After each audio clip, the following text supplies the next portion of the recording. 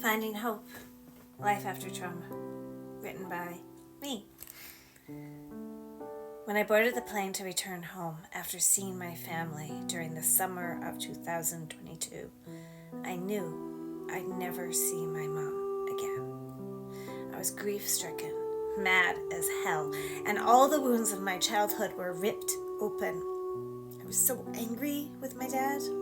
After spending years reconciling my past and working on healing, I was trying to process why I had become the woman I was. I remember buying a bottle of wine and drinking it in the bathtub, crying and yelling at God. Why did my beautiful mom have to hurt so much? Why? It was a few weeks later that my mom passed away. My brother texted me the news. Immediately I felt sick and retched over the toilet. I've never felt that feeling before. My whole world shattered. As much as I knew it was coming and that her death was a kindness, no longer was she in pain. I will never get over not having her here. I will never hear her voice again.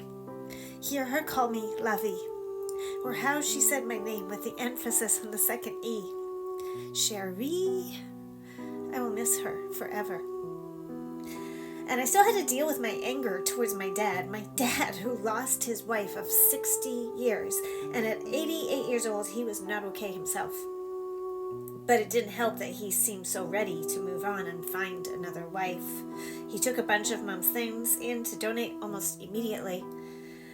I knew my dad's mental state wasn't well, so I don't want his actions to be judged. I'm just trying to be transparent. And the truth isn't always pretty.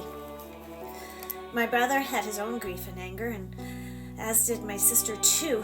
My sister was still recovering from her own battle with cancer at the time. Our family was devastated. In the months that followed, my dad was all alone. My brother, overwhelmed with anger, didn't even want to talk to him and was living several hours away. My sister was on Vancouver Island, and I was in Ontario. We were all grieving. Even the phone calls with my dad were difficult, but I tried my best to understand. My dad was doing what he always did, the best he knew how. He was a hurt man. I don't know everything about his childhood, as he rarely shared much, but I know enough to understand he carried wounds of his own, also given to him by well-meaning parents. We can only do what we know. Good old generational trauma. My dad loved us the best he knew how. Now he was alone. After being so dependent on my mom for 60 years, looking back, I realized that he was in the early stages of his dementia, which would have amplified it all. In the months that followed, he had a lot of difficulty. The deep freezer filled with meat broke down, and the contents rotted, leaving the house filled with the stench of rotten meat. A bear even tried to break in to get at it. His driving became so dangerous that his doctor reported him, and his car was towed home. He got sick from eating food that he didn't know wasn't safe to eat. He didn't know about food safety because he had my mom for that. And then he was put in the hospital. That was a godsend. From so far away, feeling helpless, I finally felt that hopefully he was safe. And after he was hospitalized, all the remaining anger I've held towards him left me.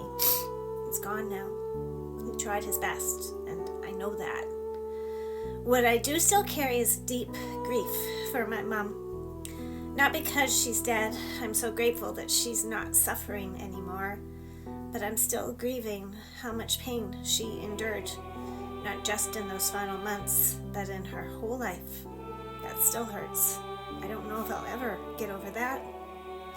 And that is why I tell her story, our story. You can find it on Amazon if it resonates. The link is on my profile. Much love.